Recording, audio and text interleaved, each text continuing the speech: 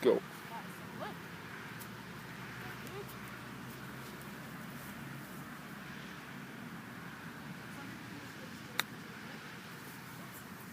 How's everything going over here, Anthony?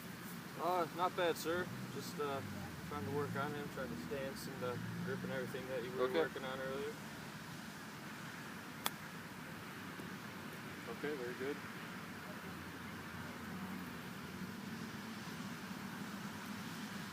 Looking all right, sir? So far, let me see one more shot here. Okay, the one thing that I really like about that is you keep your head in the same position the entire time. And then when that club comes off the ground, that's when you look up. I really like that because a lot of times you'll see people doing that, but they'll basically look at their target before they even hit the ball. That way you'll see a lot of shots to the right and just a lot of inconsistent shots.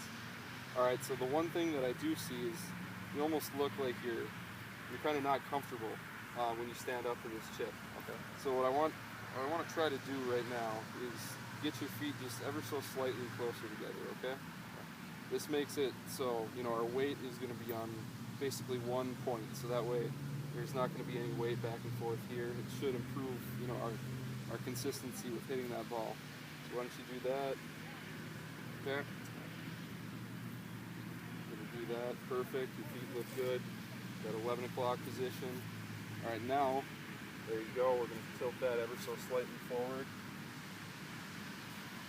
And just that one motion back and through.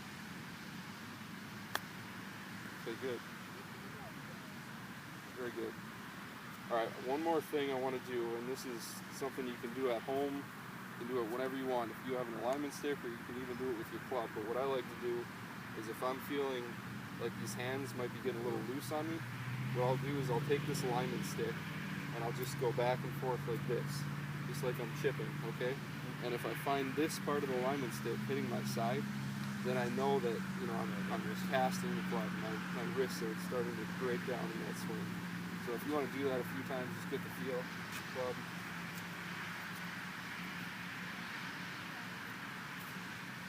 Okay, good. Very good. And if you ever want to do it with a club too, you can just basically hold the club, halfway down, and then just go back and forth like this.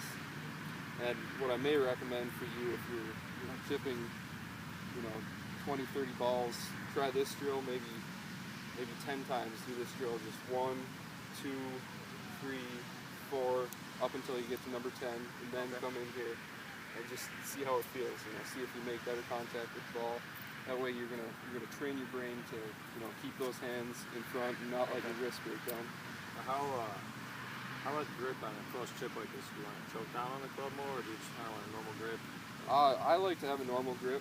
Okay. If you feel like the club may be a little bit long for you, or even if you feel like you have more control over it with a grip down here, it's really about your comfort level with it at that point. Okay. So whatever you feel the most comfortable with, that's what you got to go with.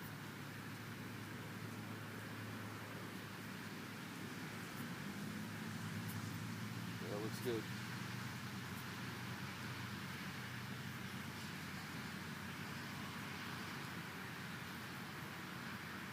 Perfect. Okay, good. And if you keep practicing that drill where you take your club like this, keep working on that. Make sure you hit that ball first. Just really concentrate on hitting that ball and then hitting the ground through it. Exactly. Yep.